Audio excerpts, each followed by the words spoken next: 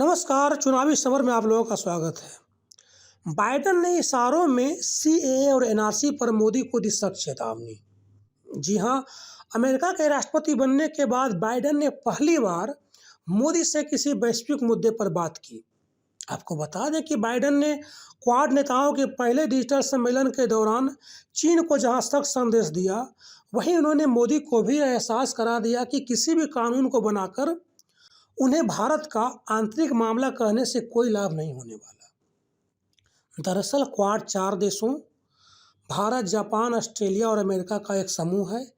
इसी के शिखर सम्मेलन में बाइडेन ने कहा कि क्वाड हिंद प्रशांत क्षेत्र में एक महत्वपूर्ण भूमिका निभाने जा रहा है और वह आने वाले वर्षों में सभी के साथ मिलकर काम करने के लिए उत्सुक हैं।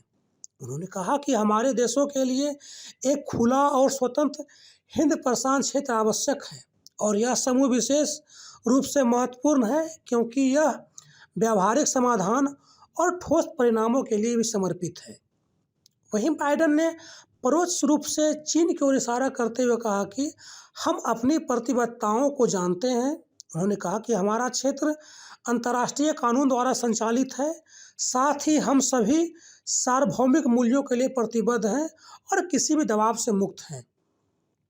हालांकि बाइडेन के इस बयान को चीन के संदर्भ में माना जा रहा है, लेकिन एक सच्चाई यह भी है कि भारत भी अंतर्राष्ट्रीय कानून से बंधा हुआ है और मोदी सरकार ने कई ऐसे कानून बनाए हैं जिससे दूसरे देश के भी लोग प्रभावित हो रहे हैं, जैसे कि सीएए।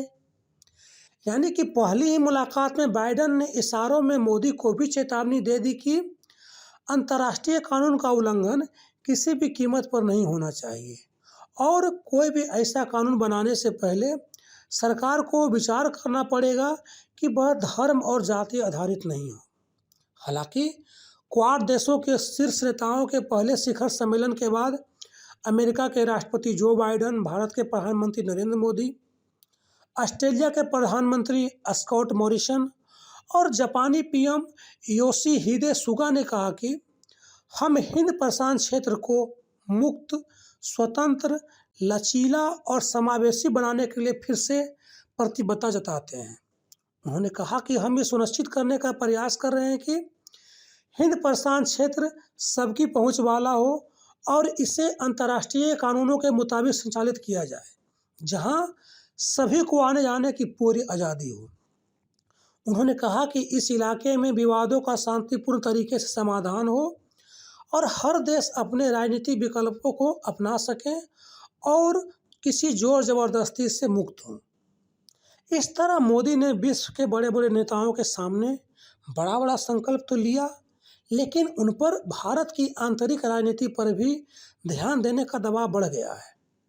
वैसे जिस तरह से बाइडेन ने मोदी को चेतावनी दी है, उससे कई लोगों को राहत महसूस हो रही होगी और लोग यह सोच रहे होंगे कि बेहतर है बाइडेन जल्द ही मोदी पर दबाव बढ़ाएं और जल्द ही सीएए और एनआरसी को असंवैधानिक घोषित करवाएं।